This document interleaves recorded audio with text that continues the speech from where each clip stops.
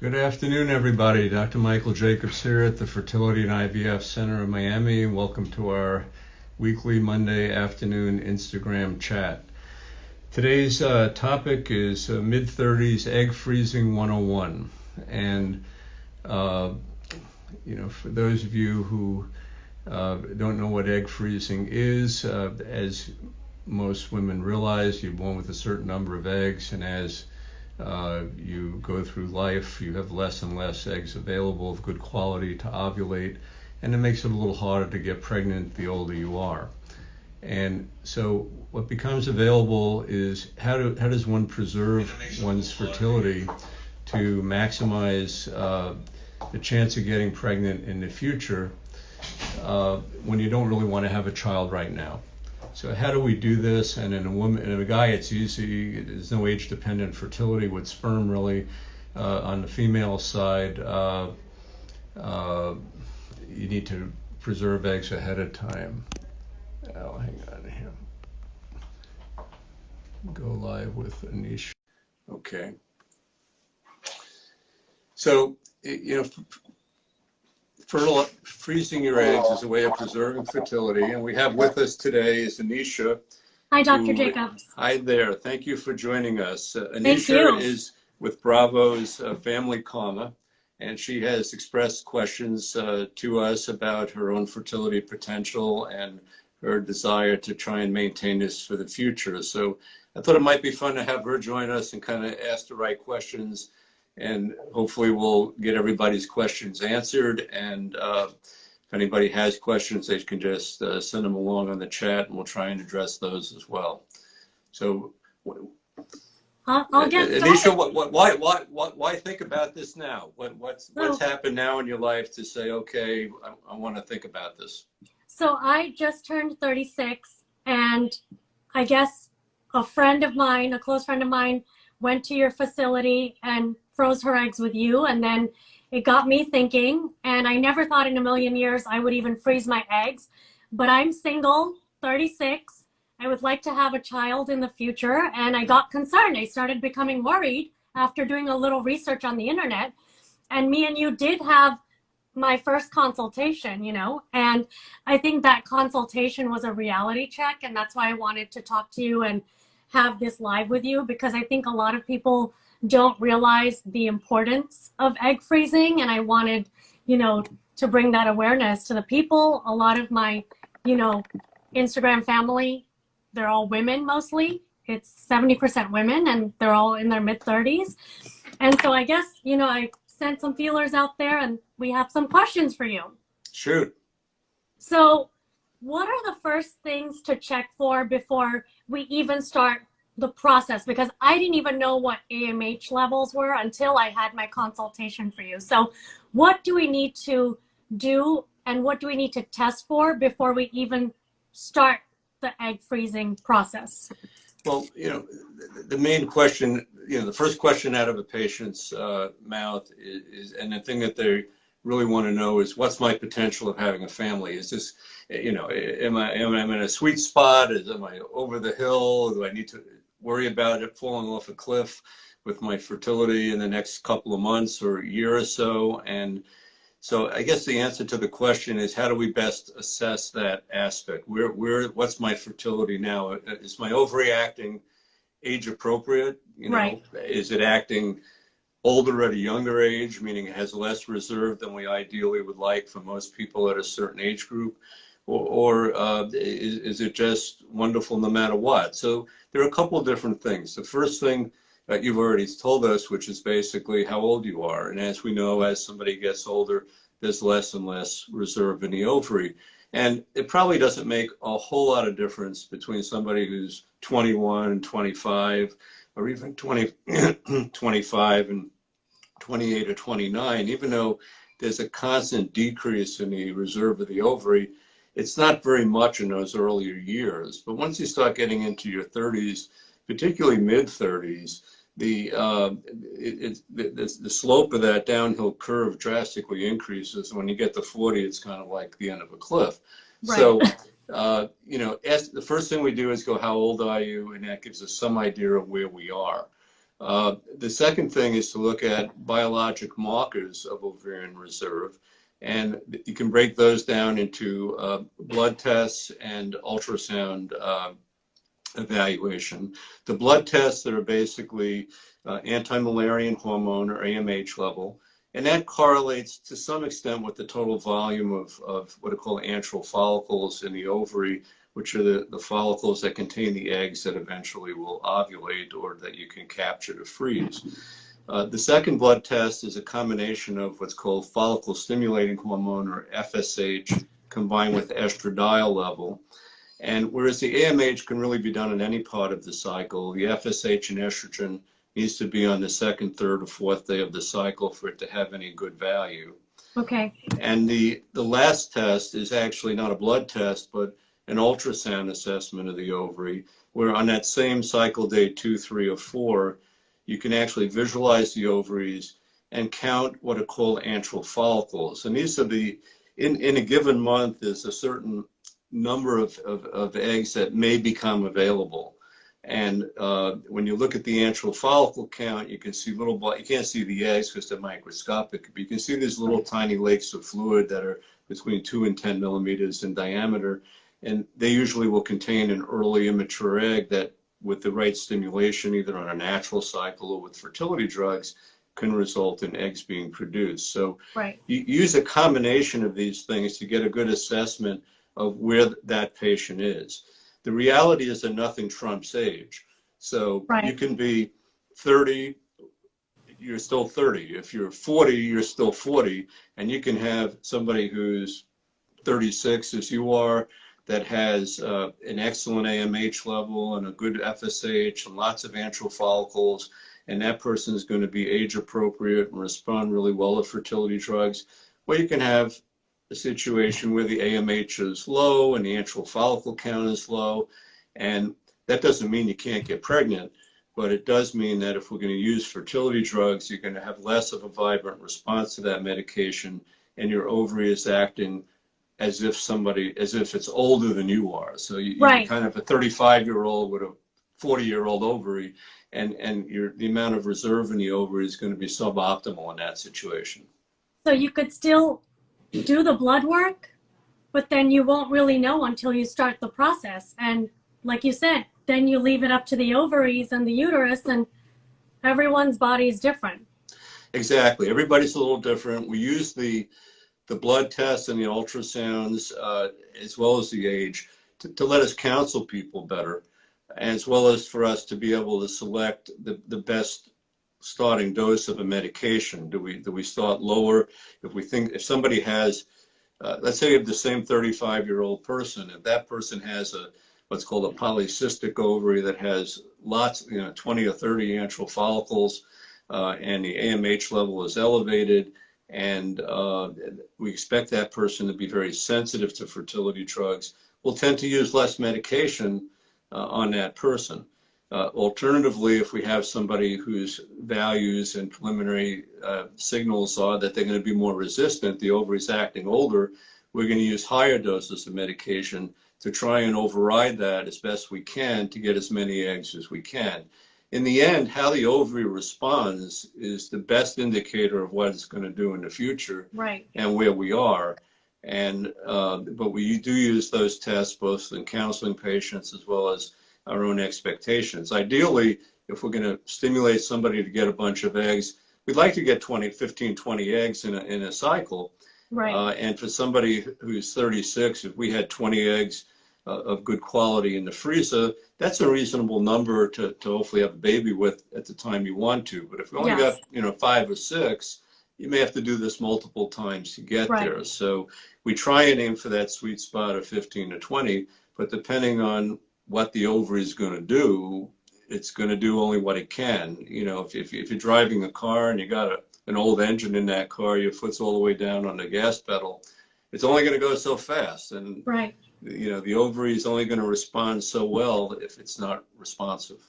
We have a question from someone in the live. They're saying, what do you do if you have an ovarian reserve of 0.4 and you are 38 years old with endometriosis? What do you recommend for that person?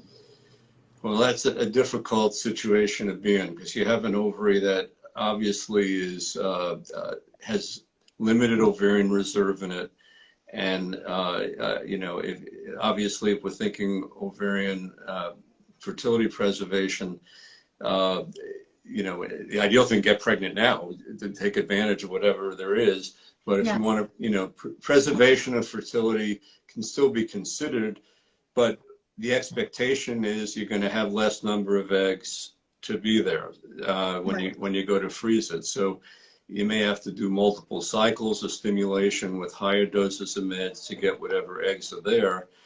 The issue is at what point do you freeze eggs? And the best time to freeze them is before you have any compromise in your ovarian reserve. Right. The other part of it is that no matter what your ovarian reserve is, if you don't freeze them, then you pretty much have no chance to go back 5 years down the road and say, I wish I did this, I wish I did that. So, the question, you can answer this question a couple of different ways. I mean, from a medical standpoint, we can try and get eggs out of anybody. Right. You just might not get very many of them. From a practical side, if you froze everybody's eggs when they were 19 years old, most of those people would never use them because they don't need them. But if you wait till somebody's 40 or somebody has low AMH and endometriosis and other things that make getting a good egg collection much less, then it's not as cost efficient. Right. So it becomes more of a question of, okay, is it worth the cost of doing it, and ethically, does it make sense to do something that has a low return on it rather than not? And in our program, most people believe once you get to age 40, it's probably not the best time to freeze eggs. There are some people that still want to, even if they know they're only going to get a couple of eggs, and even though it's a really low chance that those eggs may end up working down the road, because for them it's the only chance that they have of preserving that opportunity, and some opportunities better than none. And we've always taken the approach of if there's a good medical reason not to do it, we'll tell somebody this is a dumb idea. And that's why I love you as my doctor, because you keep it real. You're not here to sell us dreams. And I think at that point, I hate to say it, but do you really want this? And how much do you want to put into this? Yeah, and it's a little bit of hitting your head against the wall for something that you don't know whether it's something that you're going to need or not. But, my best advice to people as a whole is if you're in your early 30s, and I'm talking 30 to 34, and this is what I tell my own daughter, who has finally agreed to freeze her eggs. Yes. After 2 years of dad prodding her, because she's only 28. Now she'll be 30 this coming year, but I've been working on this for 2 years. And, I think, 30 to 34 is that sweet spot when most people still have good ovarian reserve. You get a reasonable outcome when you stimulate the ovary to get the eggs. And it's not only how many eggs that you have, but when you go to use these eggs, do you expect them to work? Because if there's, whether you get pregnant on your own, you get pregnant with IVF, when you use these eggs, certain of the embryos that form just aren't going to be normal embryos. And that percentage goes up drastically as you get older. In a 30-year-old, it's, about 70% of embryos that form are acceptable. And someone 35, it's about half. But you get to age 40, 70% of embryos are not normal. So 15 eggs in a 30-year-old equates to many more embryos than 15 eggs in a 40-year-old at the end of the day. Right. So you need more and more eggs the older you get. So younger is better, obviously. Thinking about this, the mistake I see sometimes people think about is they come in and they want to know what their potential is, and we go through and do these tests. And if everything is normal, they go, oh, that's great. I don't need to think about this for a couple more years. Go through with it. And that's another reason I want to bring awareness to this, because after my consultation with you, I realized hey, I should have done this a long time ago. I'm 36 now. It's kind of like now, now is the time. But I want to get the message out there. The best time to do this is really, 30 to 34, depending on your levels. Don't wait. If you're single or if you want a child, just do it. I think, it is expensive, but, school is expensive. Things in life are expensive sometimes. So you have to decide. And I want people to know, because no one told me growing up. And I kind of learned from that first consultation. I didn't know anything. So you would say ideally 30 to 34 is when 30, you should? yeah, I mean, if you have no other intervening issues, 30 to 34 is a reasonable time where you really need to seriously think about this. Obviously, if you have a history where you've had ovarian surgeries, if you've had a history of, let's say, recurrent endometriosis and constantly need surgeries for it, and every time somebody does a surgery, they're compromising the ovary more, Right. you may want to do this even earlier. Yes. In patients who have not, here we're talking about social egg freezing because of just age and being a single Yes. woman. If you're a woman with, breast cancer or something else, so then we're doing it for medical reasons. Other health conditions. Yeah. You might, age doesn't matter. In that case, you want to do it right away. But sooner is better than later. It becomes much more cost effective because you need less medications. So medication costs in somebody age 30 compared to someone age 37, it's about half the cost of medications. And you get more eggs for less investment, basically. So if you just look at it from a, and you hate to talk about dollars when it comes to medicine and health, but the reality of it is something works a lot better the earlier you get it. And so it's just a balancing. So as a rule of thumb, I agree with you. 30 to 34 is the sweet spot in my mind. We have someone who has said, I'm 39, I'm single. Have I passed my cutoff? No, it's not a cutoff. It just means that you might not produce as many eggs, but we have some 39-year-olds that have 20 antral follicles and a great AMH value, and you put them on an average dose of medication and they'll make 15, 20 eggs. So, I would say even if you're 39, if you want to preserve your fertility, you're not going to be able to do it at 41 and 42 and 43. No. It's only going to get worse. So if you want to think about it, do it now. We don't cut people off because they're 38 or 39 years old. We don't cut them off if they're 25 and have low ovarian reserve.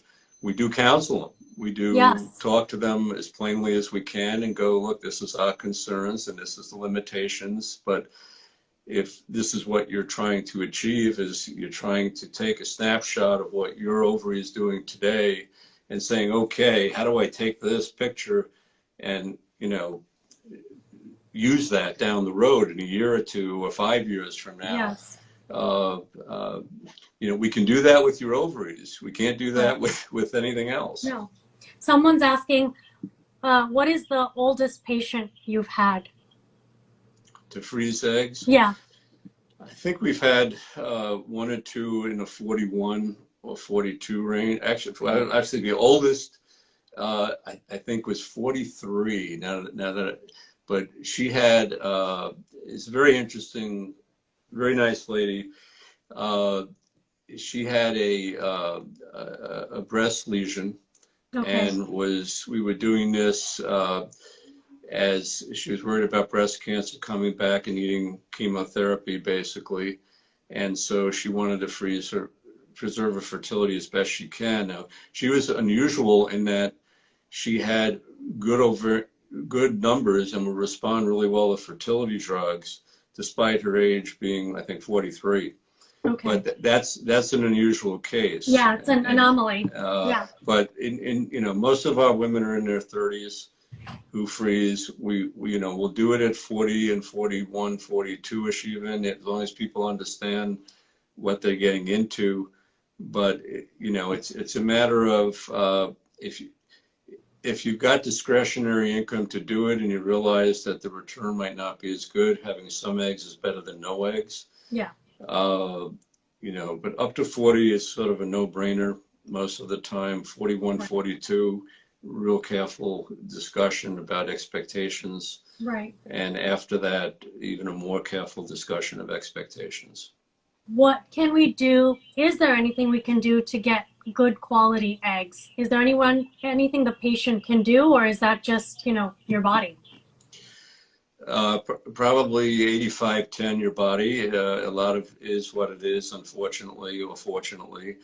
But good nutrition in general, the use of some vitamin supplements, particularly DHEA, L-arginine, CoQ10 are potentially beneficial in trying to get the ovary to have a little bit better quality eggs. None of that is treatment. None of that's going to set the clock back. But if we ask, you know, how do we maximize what's in that ovary? Those supplemental vitamins sometimes will help out a little bit. Yeah. And now someone's asked, I want to have 2 children, let's say. How many eggs should I freeze if I want 2 children? Because someone else asked, you know, how many do you usually use in the thaw process? And then when you test them, you know, genetic testing, what is the ideal number of eggs to freeze if you want 2 children, let's say? Some of that is age dependent and based on ovarian reserve, but if you, it's a depletion process. So you get a bunch of eggs, and from those eggs, some of them will be immature, and those aren't usually, at the present state, immature eggs don't usually result in eggs that you can fertilize. So in our program, we freeze what are called mature eggs. Of the mature eggs that you freeze and then thaw, worst case scenarios, you may lose about 15 to 20% of them in the freeze thaw process. In our center, we do pretty well in general, but if you look at large numbers of patients, you lose about 15 to 20%. When you go to fertilize eggs, about 75% are going to fertilize, and the ones that do fertilize, about 40 to 50% will result in blastocyst staged embryos, and depending on the age of the eggs when they were frozen, a certain percentage of those embryos are going to be normal or not normal.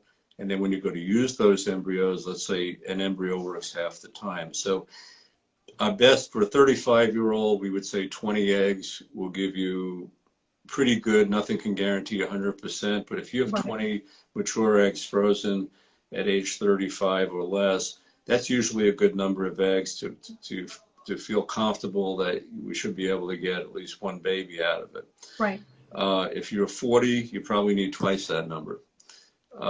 So if you're 35 and you want to have 2 kids, I would say you want to have not 20 eggs, but you want to have, you know, closer to 40 eggs frozen, because, you know, my sense is if you have 3 normal embryos at the end of the day, also one of them is going to work. Now, you may have 3 and all 3 work, and you only need 3 embryos to get 3 kids, but if to feel comfortable, you know, my thought is you want to have 3 embryos that are normal, and one of them is going to work and have a baby at least. And if you work that math backwards, it translates into about 20 eggs for a 35-year-old. So I think that's a good rule of thumb. If you're 30 or 27 with good ovarian reserve, probably can get away with 15. Yes. And if you're 40 or 41, you probably need, you know, that number of eggs is whatever your age is at that point. Right. So whatever you can get, kind of. Yeah. And it's unusual to get 40 eggs on a 40-year-old, even, you know, it's unusual to get 20 eggs on a 40-year-old. Yes. And now people are asking what to look for in a facility.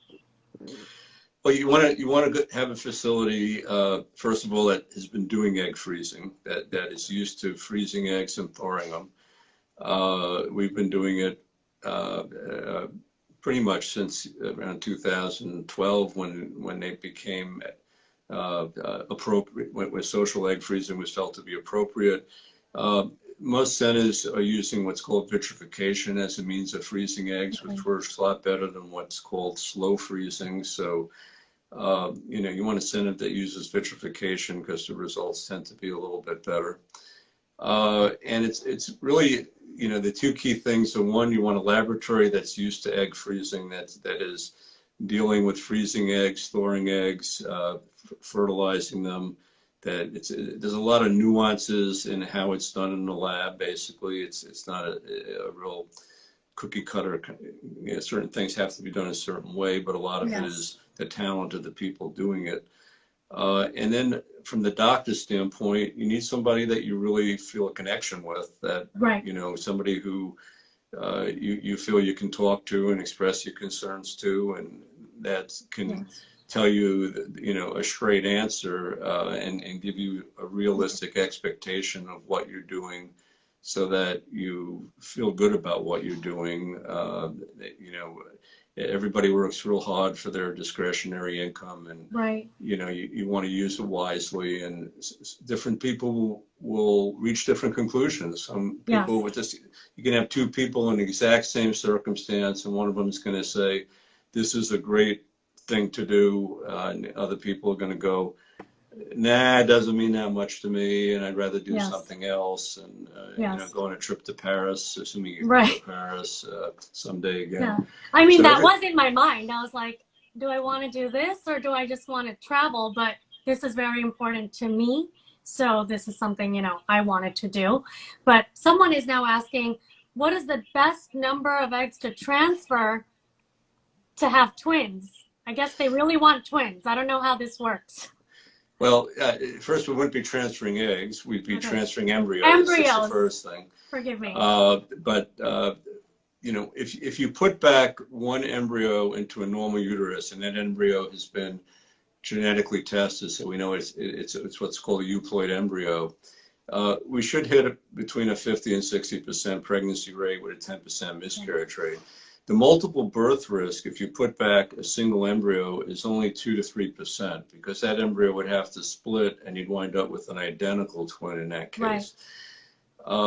If you put back two embryos, most people think, if I put back two, then it just doubles everything. Unfortunately, it doesn't. If you put back two, the pregnancy rate will go from 50 to 70%, and the multiple rate goes from 2% to 40%. So if you put back two embryos, you'll increase your multiple rate from 2% to 40%. Huge. Most of them will be twins. Doesn't guarantee that you're going to get twins. And twins are interesting because I think twins sound sexy to people in general, but it's really not the best outcome from an obstetrical standpoint. And it requires a more complicated pregnancy. It almost guarantees a cesarean delivery.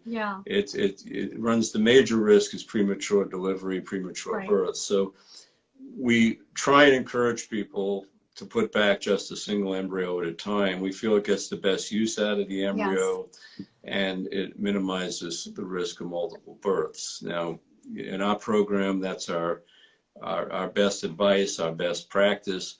We'll put up to two back if people twist our hands, but we really prefer to transfer one at a time. So someone's saying, hi, doctor, found polyps from my MET. Should that be taken out before or after retrieval? If you've got endometrial polyps inside the uterus, you want to take those out before you put any embryos in there. The pregnancy rate, the implantation of that embryo is going to be twice as high once you get the polyps out. So you don't want to do an embryo transfer, despite the fact we've had people get pregnant with polyps in the uterus. The implication in the studies that are available show that the pregnancy rate is about half of what it would be normally.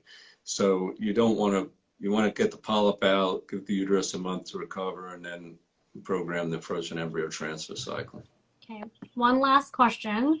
Is it better to start your cycle with OCPs or not in order to get the best quality egg? I've been told OCPs should be taken to prevent hyperstimulation. OCPs will have no effect on hyperstimulation, basically, one way or the other. The OCPs are beneficial sometimes for a couple of reasons. One, in a patient with good ovarian reserve expectations, OCPs are fine. Okay. And it's really a convenience for the patient and the doctor to some extent, in that you can plan out, if you're using OCPs, the start of the fertility drugs follows when you finish the birth control pills. So you can sort of alter the number of days of active pills, and that way we can program your cycle a little better. So we know if you start pills here, you're going to start fertility drugs on this day, and the procedure is going to fall within this 4-day window, basically. Yeah. So particularly people that are busy and working and have schedules, it's a lot more predictable for us to be able to do that than someone who may have cycles that vary from, let's say, 24 to 30 days. And one cycle it comes out on a Monday, one cycle on a Friday, Yeah. and we don't know where it's going to fall. So pills are beneficial from a programming standpoint. In patients who are really concerned about ovarian resistance and ovarian reserve being low, pills sometimes can make matters worse and sometimes can make matters better. And sometimes we use just estrogen preparation in that subgroup beforehand, and sometimes we'll just stimulate patients without any hormones at all in the system. So it really depends on the person. If they've got at baseline cysts already forming or an elevated estradiol level very early in the cycle, and they're recruiting the eggs before they even get their period, basically, that group is better off having some hormonal treatment beforehand. So it's individualized.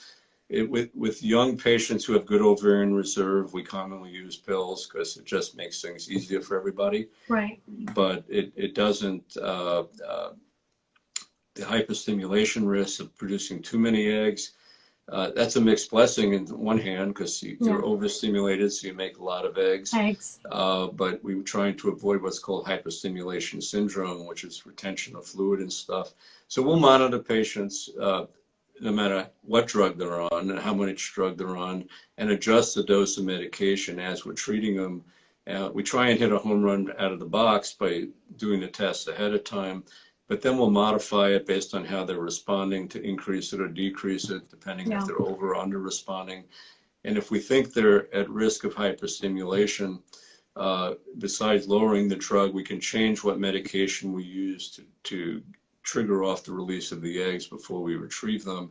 In most patients, there's a small subgroup of patients that medication won't work, and then we have our hands tied a little bit more. But for the most part, we try and make individual decisions on individual patients to try and maximize the number of eggs we get within reason. We're not trying to get 50 eggs in a cycle. That's negligent. On the other hand, it's like racing your car down the street at 100 miles an hour. We're trying to capture the best response with a reasonable amount of fertility drug. And it differs, becomes artsy because it's you can have two women with exactly the same, hormones and everything else, and one will respond better than the other one, and it's just the way it is. Yeah, because, let's say I freeze my eggs and I don't get 10 eggs, then, I'd probably do this again myself. So, I think, again, like you said, that's up to the individual's, decision and discretionary income and a lot of other factors. But ideally, I guess we're looking at 15 to 20 eggs. That's the ideal number to have frozen. Yeah, I think for most young people, if they're in a, mid-30s and below, 15 to 20 is a good ballpark to aim for. Yeah. And I guess what I want everyone to know watching, if you're in your 30s, I guess, you're single or you don't know what's going to happen, I recommend freezing your eggs. That's my recommendation. I think, you don't want to have any regrets. That's the way I see it, because you may not want the children now, but then, like you said, I love using your word, you're taking a snapshot of, I guess, your body, your uterus at your current age, and you can use them later. You're paying for time. You're buying time. You're buying time. You're taking your fertility potential today and just transporting it into the future with the help of technology. And the nice thing is, this has really only been available for about 8 years. Yeah, it's very new. And, sometimes patients come in and they go, I should have done this 10 years ago or whatever. And I go, well, you really wouldn't have wanted to, because all those eggs, if we froze back then, would probably just not survived anyway. Right. So you would have been wasting your time. Yes. I don't feel that way now. I think we have pretty good data on how these eggs freeze, how they thaw, how they work. Babies, seem to be no different than other IVF babies. Yes. So there's a lot more information available now, 8 years later. And you can always try naturally. You can always try naturally and have the frozen eggs. And that's a great point, because that's the first thing I'll tell people is that when they use these, they might not ever use them. Right. You freeze your eggs at age 30, and then at age 34, you come back and you go, well, I met Mr. Right. I want to try and have a baby. Should I use my eggs? And I go, well, if your tubes are open and the sperm's okay, you don't need to do IVF. Yes. Just try on your own. And if you're not getting pregnant, or let's say you want 2 children and you have 15 eggs from when you're 32 years old, you want to save those for the second child rather than the first one, unless we have a reason to use them at that time. So everything becomes individualized to the patient. But I'm a big proponent of your basic thought process is, hey, if I'm in my 30s, you got to be thinking about this. Exactly. And better do it sooner than later. And if you don't ever use it, it was like a hurricane insurance policy that nobody ever blew your house down, but you had it in case you needed it. And that's the same thing here. It's a way of buying insurance for your fertility for the future as best you can. So everyone, follow FIVF of Miami, and also thank you so much, Dr. Jacobs, for doing this. I know you're very busy. You actually have one of the best facilities in the country, and so far my experience has been amazing. And you've been so helpful. Guys, I will be meeting with Dr. Jacob more often. This is just the beginning. And so please continue to send me your questions, and send FIVF of Miami your questions, and follow them on Instagram. I appreciate that, and we appreciate your support of our program, and we get that by doing a good job, and our goal is to take good care of you and be upfront with you, and hopefully down the road make sure that you have the family that you want, and that you put all this time and energy into to obtain it. Yes. So exactly. Thank you, Anisha, for sharing your feelings. It's a great thing that, a lot of patients have all these feelings, but are afraid to share them or let other people know, and it's very private things. So thank you so much for being open about it. I tell people in a few years, this is going to be like going to the dentist. It's still very new, like you said. So thank you for joining us. And for those followers today, have a great afternoon. Stay safe. And if we can help you, just let us know. Have a great day. Feel free to message them. Thank you, doctor. Bye. Bye-bye. Thank you.